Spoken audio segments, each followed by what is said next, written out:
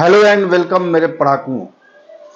जैसा कि पिछले वीडियो में हमने कहा था कि क्लास 10th बिहार बोर्ड के हिंदी विषय में काव्य खंड के जो कवियों के जीवन परिचय से संबंधित मैं एक वीडियो दूंगा।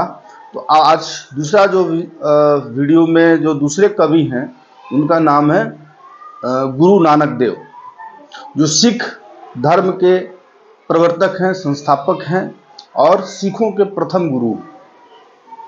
उनका जन्म 1469 ईस्वी में हुई और मृत्यु 1539 ईस्वी में वाहे गुरु कहते हुए उन्होंने अपने प्राण त्याग दिए। उनका जन्म स्थान तालवंडी ग्राम, जिला लाहौर में, जो तत्कालिक पाकिस्तान में पड़ता है, वहां पर हुई।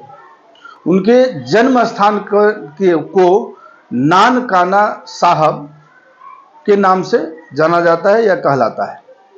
उनके पिताजी का नाम कालू चंद खत्री और माताजी का नाम तृप्ति था। पत्नी का नाम सुलक्षणी था। उनके द्वारा रचित जो रचनाएं हैं उसका नाम इस प्रकार है: जपू जी, आशा दीवार, रहीरास, सोहिला। ये उनकी द्वारा रचित रचनाएं हैं। इनकी रचनाओं का संग्रह सिखों के 5वें गुरु अर्जुन देव जी ने 1604 ईस्वी में किया, जो गुरु ग्रंथ साहिब के नाम से जाना जाने लगा।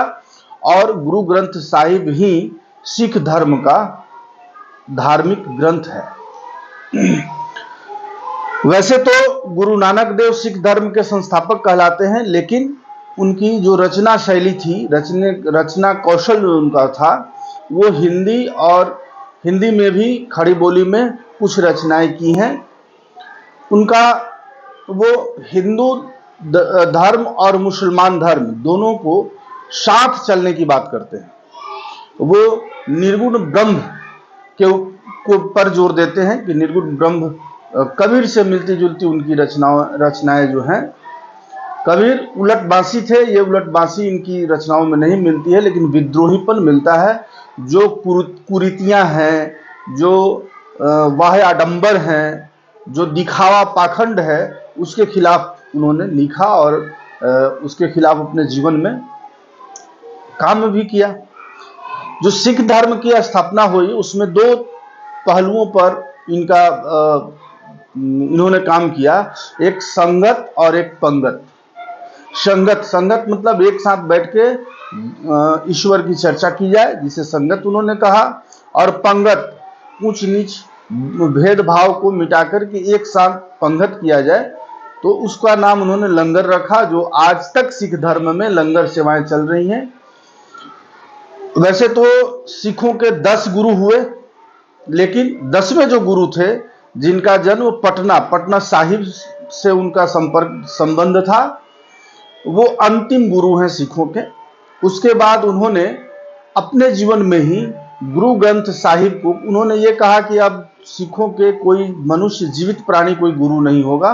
गुरु ग्रंथ साहिब को उन्होंने अस्थायी रूप से गुरु घोषित कर दिया। तब से गुरु ग्रंथ साहिब के उपासना सिख धर्मावलंबी करते हैं, उसी की चर्चा करते हैं, उसी की पूजा करते हैं, उसी का कीर्तन करते हैं। और भी जानकारी इसके बारे में है और बेहतरीन बताया जा सकता है, लेकिन क्लास 10th वाले बच्चों के लिए ये काफ़ी है। अगर आपको ये वीडियो पसंद आया हो तो आप लाइक करें, फॉलो करें, और विस्तार से अगर आप पढ़ना चाहते हैं अपने 10th के पूरे सिलेबस को, तो हमारे एप्लीकेशन पढ़ाकू अड्डा पर से जुड़ें, बैच खरीदें। धन्यवाद, थैंक यू।